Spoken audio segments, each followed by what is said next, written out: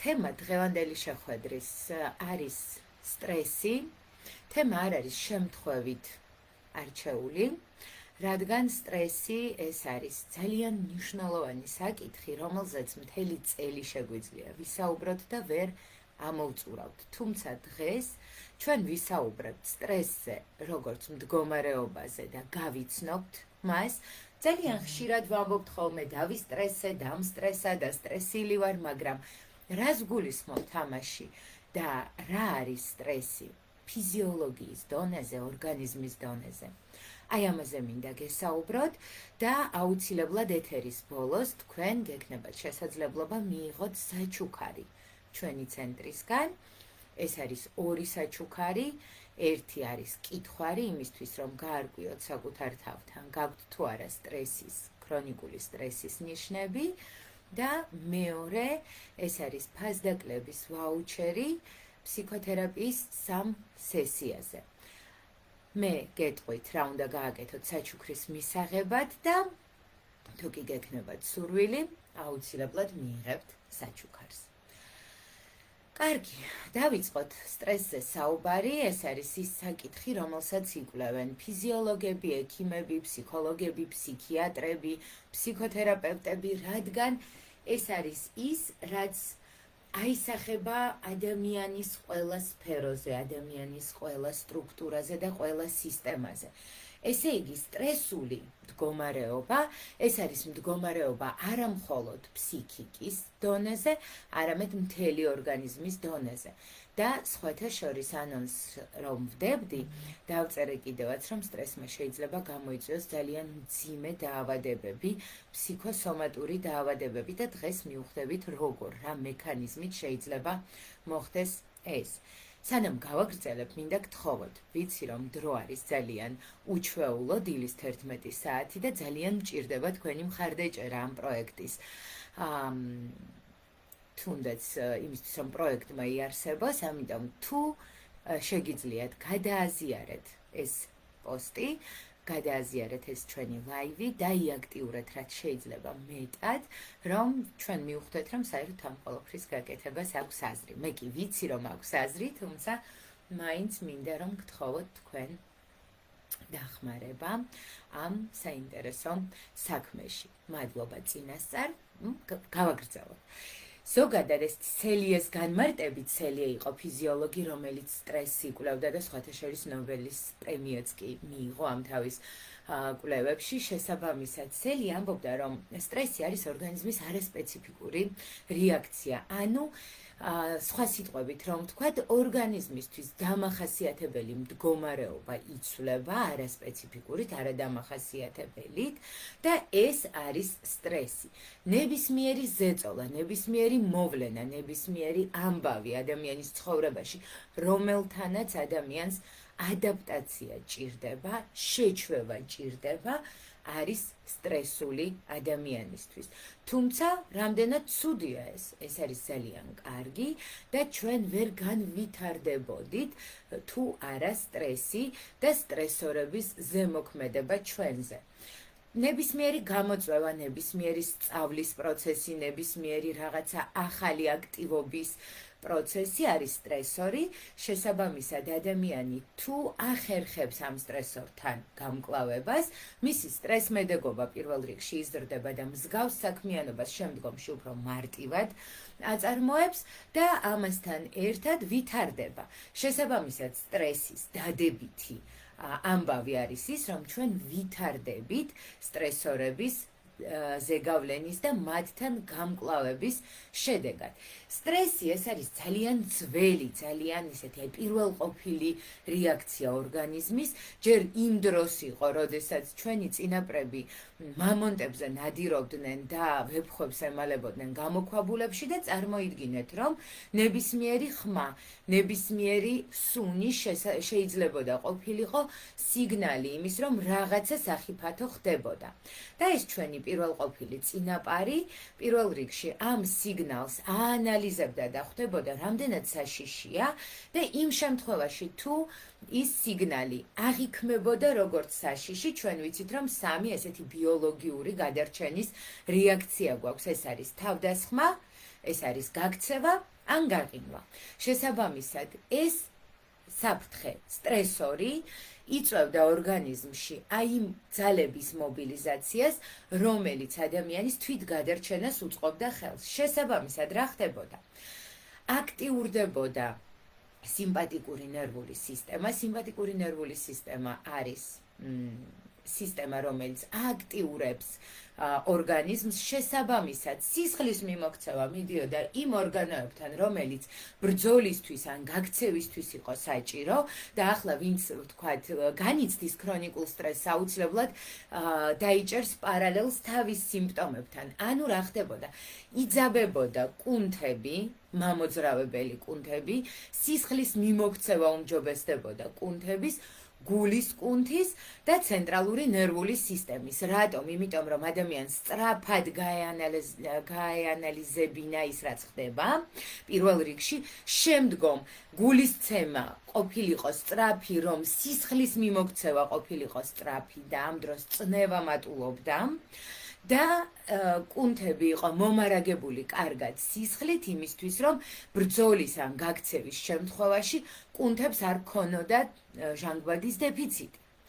ამ დროს ეს ჩვენი წინაპარი რეაგირებდა სტრესორზე და ან ებრძოდა, ან გარბოდა და ამ აქტიური ფიზიკური მოქმედებების შედეგად ის გამოყოფილი ადრენალინი, ნორადრენალინი და კორტიზოლი, რომელიც გამოიყოფა სტრესის დროს, იწვოდა და შემდგომ უკვე შესაძლებელი ხდებოდა სიმშვიდის სტადიის ჩართვა, ანუ პარასიმპათიკური ნერვული სისტემის ჩართვა. ადამიანი დუნდებოდა და გადადიოდა აღდგენის რეაბილიტაციის პერიოდში, როდესაც სისხლის მიმოქცევა ისევ თანაბრდებოდა, ისევ ირთვებოდა ის სისტემები, რომელიც გამოირთო, რადგან კუნთები იყო წამყვანი, ეს არის კუჭნაწლავის და შარდსასქესო სისტემა და დამეთანხმებით, როდესაც სტრესი ძლიერია, ამ დროს არც ჭამაზე და მონელებაზე და არც თუნდაც გამოყოფა თუ გამრავლებაზე არ ვართ ჩვენ ორიენტირებულები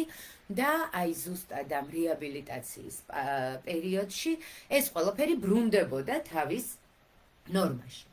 დღესდღეობით აღარც მამონტებზე ვნადირობთ და არც ვებხვებს ვემალებით გამოქვაბულებში, თუმცა უამრავი სტრესორი დღეს იწვევს ჩვენს ორგანიზმში მსგავს რეაქციებს. სამწუხარო ამბავი ის არის, რომ ჩვენ არ გავრბივართ და არ ვესხმით თავს, შესაბამისად ჩვენი კუნთური აქტივობა არის მაქსიმალურად შენელებული და ის კორტიზოლი, ის ნორადრენალინი და ადრენალინი, რომელიც გამოიყოფა, როგორც გამოიყოფოდა ადრე, გროვდება ორგანიზმში, არ ხდება მისი დაშლა, მისი მონელება და ადამიანი მუდმივად აგროვებს აი ამ სტრესს თავის ორგანიზმში და თუ კი არ მოხდა ამის მონელება ჯანსაღად, ადამიანი თანდათან გადადის ქრონიკული სტრესის მდგომარეობაში, რომელიც ძალიან მძიმე შედეგებით შეიძლება დასრულდეს, ისეთით როგორიც არის ფსიქოსომატური დაავადებები, ესეთი როგორიც არის თქვათ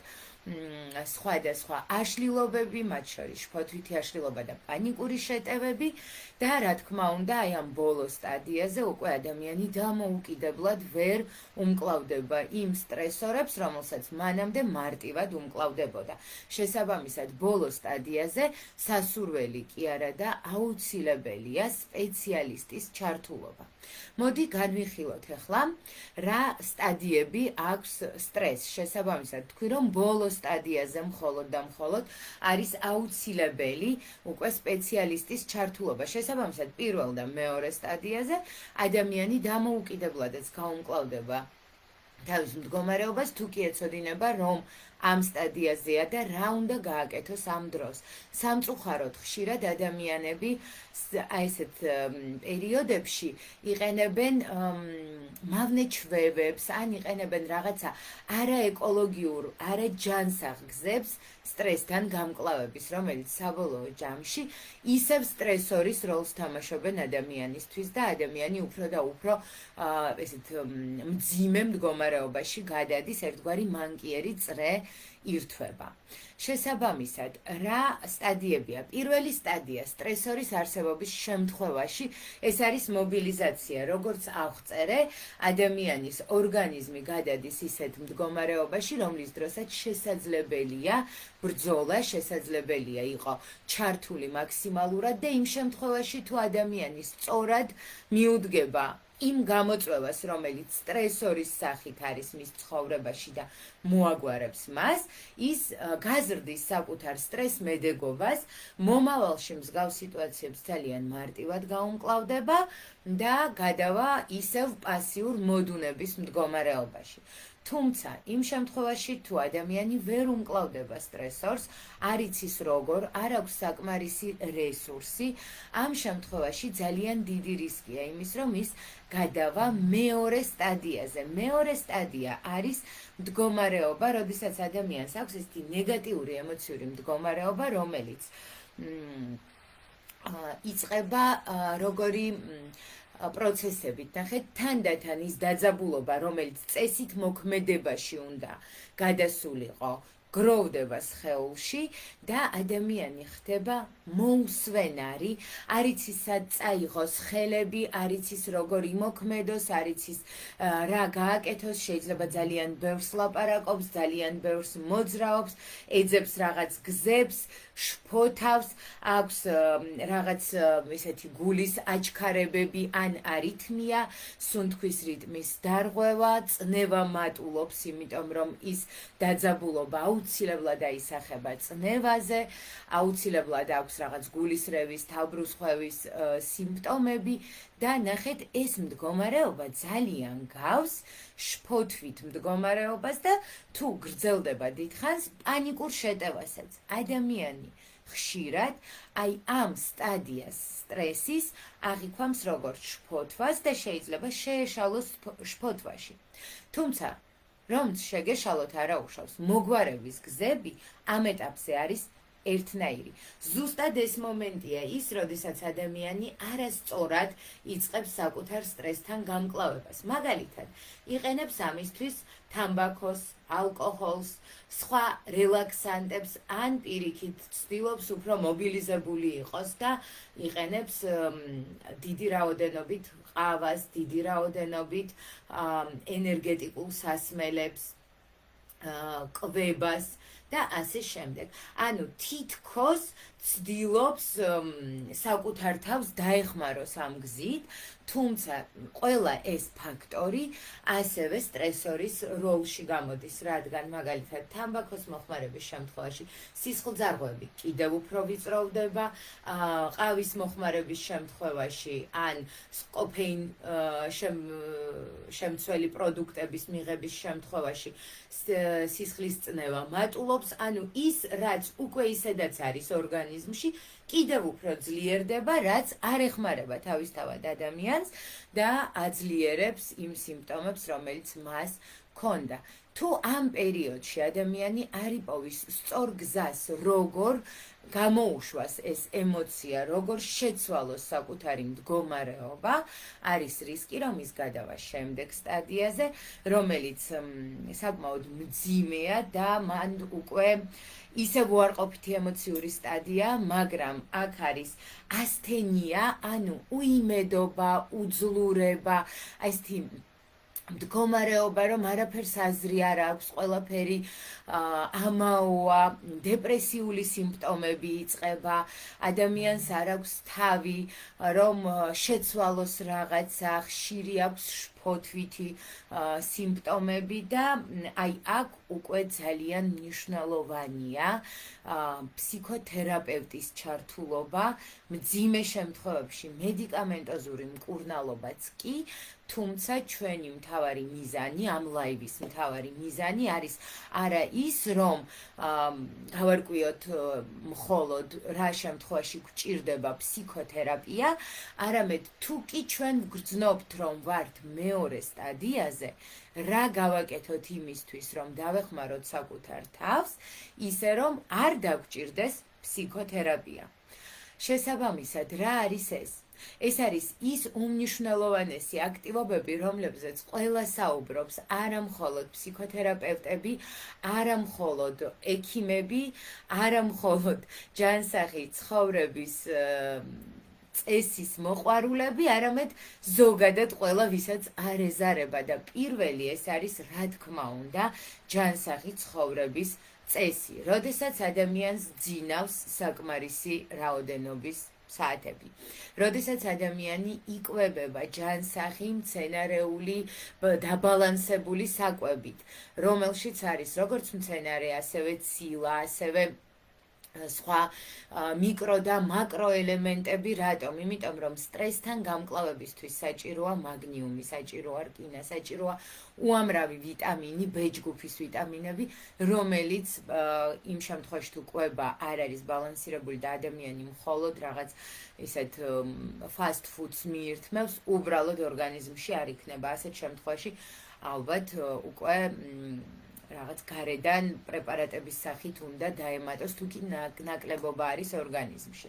თუმცა ჯანსაღი კვება, ძილის რეგულაცია, ვარჯიში, როგორც თქვით, ფიზიკური აქტივობა არის ის, რაც ეხმარება ადამიანს კორტიზოლის და ადრენალინის გადამუშავებაში და იმ მოდუნების მექანიზმის ჩართვაში, რომელიც ძალიან მნიშვნელოვანია იმისთვის, რომ აღვადგინოთ ძალები და გავზარდოთ ჩვენი სტრეს-მედეგობა.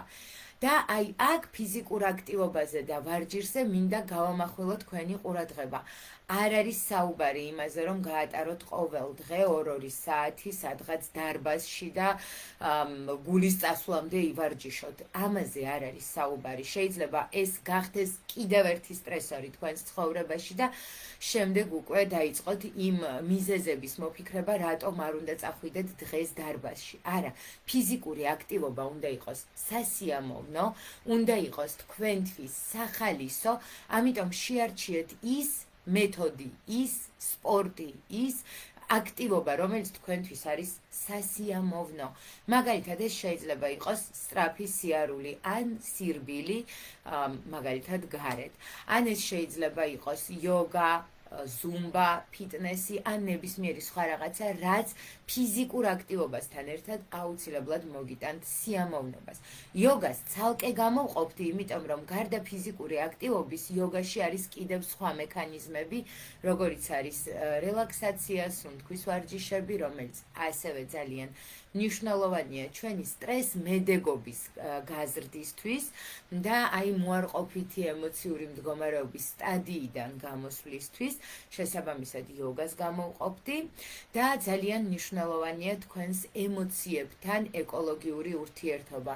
სულ ცოტა ემოციების დღიურის წარმოება, სადაც თქვენ საკუთარ ემოციებზე ისაუბრებთ საკუთარ დღიურში, საკუთარ თავთან, მაგრამ აღარ შეინახავთ ამ ემოციებს თქვენში და გამოიტანთ გარეთ რაღაც ფორმით. ამასთან ერთად ეს არის ახლო ადამიანებთან, თქვენ ვისაც ენდობით, ისეთ ადამიანებთან ურთიერთობა, სხვადასხვა ტიპის სოციალური მხარდაჭერის ჯგუფები, შეიძლება იყოს თერაპიული ჯგუფი და ეს არის ის სოციუმი, რომელიც თქვენთვის ძალიან სასიამოვნო და სასურველია და რაც შეიძლება ნაკლები დრო გაატარეთ ისეთ ადამიანებთან, რომლებიც თქვენთვის სტრესორს წარმოადგენენ და თქვენ ზედმეტ მოთხოვნებს გიყენებენ ამ დროს, რადგან ეს დამატებითი სტრესორია და თქვენთვის შეიძლება საზიანო იყოს. ასევე ძალიან კარგი იქნება თუ იტყვით უარს ან შეამცირებთ თქვენს ცხოვრებაში ისეთი მავნე ნივთიერებების რაოდენობას, როგორიც არის თამბაქო, ალკოჰოლი, მატონიზირებელი სასმელები, დიდი რაოდენობით შაქარი, რადგან ეს ყველაფერი ორგანიზმისთვის დამატებითი სტრესორის სახით შეიძლება მოევლინოს და კიდევ უფრო დაამძიმოს თქვენი მდგომარეობა და ჩვენ კიდევ პირიქით ვისწრაფით იმისკენ, რომ ჩვენ უკეთ გრძნობდეთ თავს ამ ყველაფრის შემდეგ და შედეგად. თუ გაქვთ კითხვები, აუცილებლად დაწერეთ. კიდევ ერთხელ გავიმეორებ, რომ თუ გინდათ რომ გამოგიგზავნოთ კითხვარი, რომელშიც არის 20 კითხვა, ტესტის ფორმა აქვს, მაგრამ ესეთი დიაგნოსტიკური ტესტი არ არის, უბრალოდ თვით შემეცნებისთვის გამოგადგებათ, გაქვთ თუ არა სტრესის ნიშნები და რამდენად მაღალია, მოგწერეთ, დაწერეთ პლუსი, დაწერეთ მინდა კითხვარი და ასევე კითხვართან ერთად მიიღებთ ფასდაკლების ვაუჩერს, რომელსაც გამოიყენებთ თებერვლის თვეში 3 ფსიქოთერაპიულ კონსულტაციაში, 3 სესია გექნებათ 20%-იანი ფასდაკლებით და ამ ვაუჩერის გამოყენება შეგიძლიათ როგორც თავად თქვენ, ასევე შეგიძლიათ გადასცეთ იმ ადამიანს, ვისაც თვლით რომ ჭირდება და გამოადგება, შესაბამისად დაწერეთ პლუსი და გამოგიგზავნით ორივე საჩუქარს ჩვენი ამ ლაივიდან. კიდევ ერთხელ მინდა გთხოვოთ, გააზიაროთ ეს ლაივი და რაც შეიძლება მეტი ადამიანი ჩავრთოთ ამ აქტივობაში. ცოტა ხანში გამოქვეყნდება შემდეგი კვირის თემები და აქტიურად მიიღეთ მონაწილეობა თემის შერჩევაში, რადგან ეს ყველაფერი კეთდება თქვენთვის და ჩვენი მიზანი არის, რომ თქვენთვის მაქსიმალურად საინტერესო და სასარგებლო იყოს ეს დრო, რომელსაც ჩვენ ერთად ვატარებთ. შესაბამისად, თუ გაქვთ აქტუალური თემები, თუ გაქვთ ის, რაც თქვენი აზრით იქნება საინტერესო, დაწერეთ აუცილებლად, არ მოგერიდოთ და ჩვენ აუცილებლად მოგაწვდით ლაივს ამ თემაზე. ახლა კი რამდენიმე ესეთი თანამედროვე სტრესორი გავიაროთ, იმიტომ რომ ჩვენ ვისაუბრეთ ისეთ სტრესორებზე, როგორიც არის რაღაც მამონძე ნადირობა, ან რაღაც დიდი საფრთხე, რომელიც როგორც აღვნიშნე, თანამედროვე ადამიანის ცხოვრებაში ნაკლებად არის. ჩვენს ცხოვრებაში უფრო ხშირად ისეთი სტრესორებია, რომელსაც ვერც მუშტით ვერ გაუმკლავდებით და ვერც გაქცევით. ანუ ფაქტობრივად ჩვენ ვერ გავექცევით იმ სტრესორებს, რომელიც ჩვენს ცხოვრებაში დღეს აქტუალურია, მაგრამ სამწუხაროდ გვიწევს მუდმივად ამ სტრესორებთან გამკლავება და ჩვენი ფიზიოლოგია მაინც აგრძელებს ისეთი ფორმით რეაგირებას, რა ფორმითაც რეაგირებდა ამ ყველაფერზე ძალიან დიდი ხნის წინ. მას რა სტრესორები, ან პირველი ჯგუფი, ყველაზე ისეთი მნიშვნელოვანი, ეს არის კარიერასთან დაკავშირებული ფაქტორები, რა გეშველება, რომ გაიზრდები, გახსოვთ ალბათ სკოლაში მასწავლებლები ამბობდნენ, შენ მომავალი არ გაქვს, შენ ალბათ მეეზოვე იქნები, რა დააშავეს მეეზოვეებმა, მაგრამ მაინც თითქოს და ეს კარიერა არის უმნიშვნელოვანესი რაღაცა, რაც შედის ადამიანის კეთილდღეობაში და იმ შემთხვევაში თუ ეს ფაქტორი არ არის რაღაც იმ დონეზე, რა დონეზეც ადამიანი თვლის რომ უნდა იყოს, ეს უკვე დიდ სტრესორს წარმოადგენს.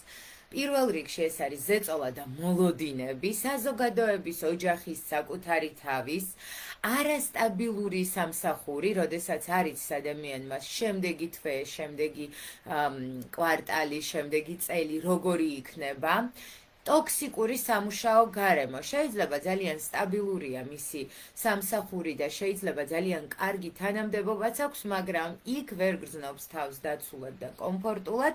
ესეც ძალიან ძლიერი სტრესორია. დაუფასებლობის შეგრძნება. ადამიანი აკეთებს თავის საქმეს, მაგრამ გრძნობს, რომ მას მუდმივად აუფასურებენ სხვები, ან თავად აუფასურებს საკუთარ თავს. ესეც ძალიან დიდი სტრესორია და გადატვირთული სამუშაო გრაფიკი, არანორმირებული სამუშაო გრაფიკი, როდესაც ადამიანი ვერ საზღვრავს საკუთარ სამუშაო დროს და არ რჩება დრო და სივრცე იმისთვის, რომ იმ სამსახურის საქმეების გარდა სხვა აქტივობებით დაკავდეს. აქედან გამომდინარეობს ძალიან ხშირი სტრესორი, ეს არის ფინანსური პრობლემები, როდესაც ადამიანს მაგალითად აქვს ვალები და კრედიტები და მუდმივად ჭირდება ზრუნვა იმაზე, რომ თვიდან თვემდე კონდეს საკმარისი თანხა ამ ყველაფრის დასაფარად არასტაბილური შემოსავალი უკვე აღნიშნე და გავიმეორებ კიდევ ერთხელ, რომ ძალიან დიდი სტრესორია ამ შემთხვევაში, როდესაც ხარჯები სტაბილურია და შესაბამისად ადამიანი მუდმივად შფოთავს იმაზე, იქნება თუ არა საკმარისი მისი შემოსავალი იმ ხარჯების დასაფარად და ასევე სამომავლო გაურკვევლობა დიდ სტრესორს წარმოადგენს ადამიანის ცხოვრებაში. ფინანსები ჩვენს სოციალურ სტატუსს, სოციალურ მდგომარეობას განაპირობებენ, შესაბამისად თანამედროვე ადამიანისთვის ერთ-ერთ დიდ სტრესორს წარმოადგენს. ასევე ძალიან მნიშვნელოვანია ჩვენს დროს პირადი ურთიერთობები და თითქოს საზოგადოება ითხოვს, რომ ყველაფერი უნდა გქონდეს დალაგებული ცხოვრებაში, მათ შორის პირადი ურთიერთობა, არ უნდა გქონდეს კონფლიქტები, არ უნდა გქონდეს რაღაც სირთულეები პირად ცხოვრებაში, არ უნდა განქორწინდე, არ უნდა დაქორწინდე კონკრეტულ ადამიანზე, ან უნდა დაქორწინდე სხვა ტიპზე და ასე შემდეგ. ეს ყველა ესეთი მოთხოვნა ძალიან სტრესულია და სხვათა შორის გეტყვით, რომ ჩვენი ცენტრი და მე პირადად თანამშრომლობთ ლაკა წერეთელთან, რომელსაც აქვს ესეთი ლაკა ვედინგი, ქორწინების საორგანიზაციო ცენტრი და მან ძალიან ხშირია ზუსტად აი შფოთვა პატარძლის რამდენად შეესაბამება მისი ჩაცმულობა, მისი არჩეული კერძები თუ რა იქნება ეგ იმ სტატუსს, იმ მდგომარეობას, იმ დროს და ასე შემდეგ, ხომ? ანუ ჩვენ ვერ ვირგებთ ცხოვრებას, იმიტომ რომ ძალიან ბევრი მოთხოვნა დამეთანხმებით პირველ ყოფილ წყობაში ეგეთი რაღაცეები საერთოდ არ იყო აქტუალური, მთავარი იყო გადარჩენილიყო ადამიანი, ზუსტად ამიტომ გამოიყოფა ის ჩვენი ადრენალინი, რომ ჩვენ გადავრჩეთ, მაგრამ როგორ გავექცევით იმ ნორმებს და იმ წესებს, რომელსაც თითქოს და შინაგანად ვეთანხმებით წინააღმდეგ შემთხვევაში არ იქნებოდა ჩვენთვის ესეთი სტრესული. ჯანმრთელობის პრობლემები ასევე ერთ-ერთ დიდ სტრესორს წარმოადგენს. ეს არის სხვადასხვა ტიპის დაავადებები, რომლებიც შეიძლება გამოიწვიონ ამავდროულად დისბალანსი ორგანიზმში, შეიძლება იყოს ჰორმონალური დისბალანსი, შეიძლება იყოს სხვა ტიპის დისბალანსი, ეს არის უძილობის პრობლემები და სხვა, რომელიც ერთის მხრივ დამატებით სტრესორს წარმოადგენს ორგანიზმისთვის და მეორეს მხრივ იმ სტრესიდან გამომდინარე კიდევ უფრო მძიმდება და ერთგვარ მანკიერ წრეს კრავს ადამიანის ცხოვრებაში. პრინციპში ეს არის ძალიან ბევრია კიდევ სტრესორები, რომელიც შეგვიძლია განვიხილოთ და რა თქმა უნდა, ესეთ პიროვნულ ფაქტორებს მინდა შევეხო ბოლოს ესე შევკრა. ეს არის ზედმეტი მოთხოვნები საკუთარი თავის მიმართ, რომელიც უკვე აღნიშნე, პერფექციონიზმი, მეგობრებო, ეს არის მთავარი სტრესორი ფსიქოგენურ ფაქტორებში, რომელიც მინდა გამოვკვეთო. აქედან გამომდინარეობს დაბალი თვითშეფასება, აქედან გამომდინარეობს მაღალი პასუხისმგებლობის გრძნობა და უარყოფითი აზროვნება. შესაბამისად, ეს ფაქტორები სტრესორად შეგვიძლია განვიხილოთ, თუმცა წარუმატებლობის შემთხვევაში სტრესის შედეგიც შეიძლება იყოს. კიდევ ერთხელ გეტყვით, რომ თქვენ ეხლა ესწრებით პირველ გამოცემას, პირველ შეხვედრათა ციკლში, რომელსაც ქვია ფსიქოლოგია ცხოვრებისთვის თავისუფლების გასაღები. დღეს სტრესზე ვსაუბრობთ და დღეს გაქვთ შესაძლებლობა მიიღოთ ჩვენგან ორი საჩუქარი.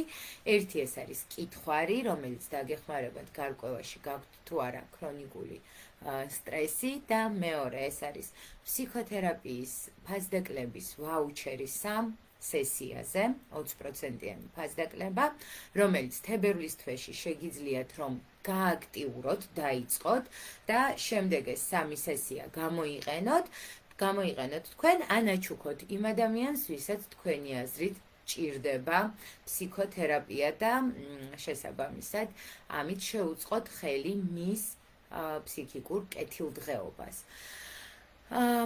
მე მზად ვარ დავასრულოთ დღევანდელი შეხვედრა, რატომღაც თქვენი კომენტარები არ მიჩანს.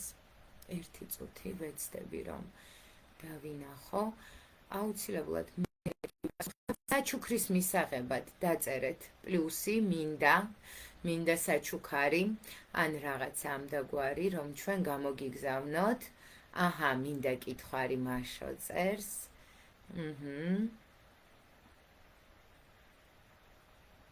კი ბატონო.